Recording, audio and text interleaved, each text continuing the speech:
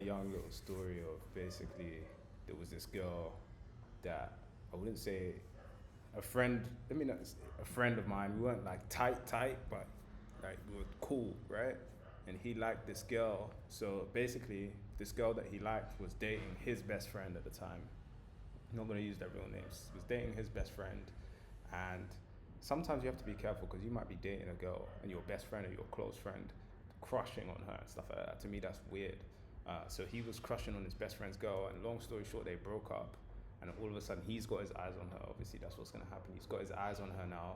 Meanwhile, college just started for me, and he had like when his friend was with the girl, he would show me pictures. Oh, have you seen? Look at his girl. She's so nice. Look at her. Look at her. He would show me pictures. Long story short, college started. I seen the girl pull up. It just happened naturally. We got to talking. We got to doing this and that. So turns out we were neighbors. She lived 5 minute walk away from me.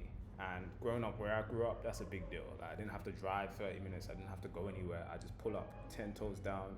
I'm pulling up at her yard. So it was kind of easy. So we got to talking quick, and the relationship got progressing and stuff like that. And meanwhile, so maybe a weekend passed, a couple weekends passed, and one time my friend came to my house. He actually lived just 2 minute walk away from me. So he came to the house and he was like, "Oh yeah, I'm going to meet her." And I was like, he was like, "You should come through. Like I can introduce you guys, whatever." But I was like, "Cool, say no more." Obviously, these times, me and her are already doing a thing, but he doesn't know, and he's crushing on her serious. So it was kind of awkward, but I was just like, yeah, whatever. So she pulled up to, in fact, she pulled up to my crib. She pulled up to my crib, and it was weird. He was like, yo, he was making the introductions. He was like, yeah, I was like, yeah, nice to meet you. I was like, yeah, nice to meet you.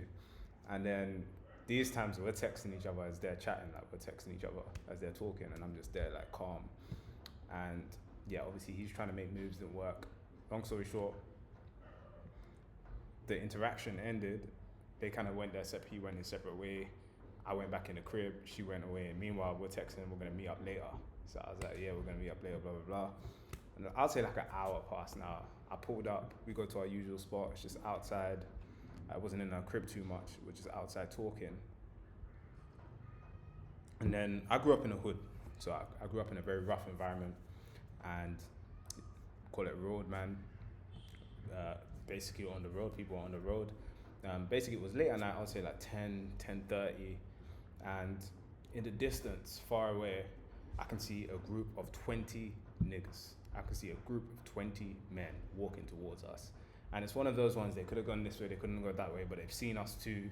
We're looking like victims. Obviously, they're walking straight to us. I was like, because as an athlete, as someone who's trained as trained sprinter at that time, I could have easily just 10 toes. Again, we could see from far that they were coming and they were approaching us. And you always have a choice in these kind of situations. Do I run? Do I stay? Obviously, I was with a girl. I had to hold my ground on the thing because and she wasn't athletic. So there's no way she's just about to start 10 toes with me. And they would have chased us. Like, that's going to trigger that response. They would have chased us. So I'm just there, like, just waiting, thinking, oh, I might lose my phone. Um, Obviously, she was scared. Pull up, pull up. And guess who's at the front of that group? My friend. The friend of mine with some other faces that I knew. And part of me was relieved because it was like, yeah, I'm not getting robbed today because that would have been a sticky situation. You're more vulnerable when you're with a woman. So that was in my mind. I'm not gonna get robbed. And he was like, oh my goodness. He was like this, like, wow, you two are together. You two are together. He was like, no, no, no. And then the other guys were like, yeah, you two are doing a thing. But yeah, all the other hoodlums that were there luckily escaped that situation. But yeah, it was just a crazy story for real, for real.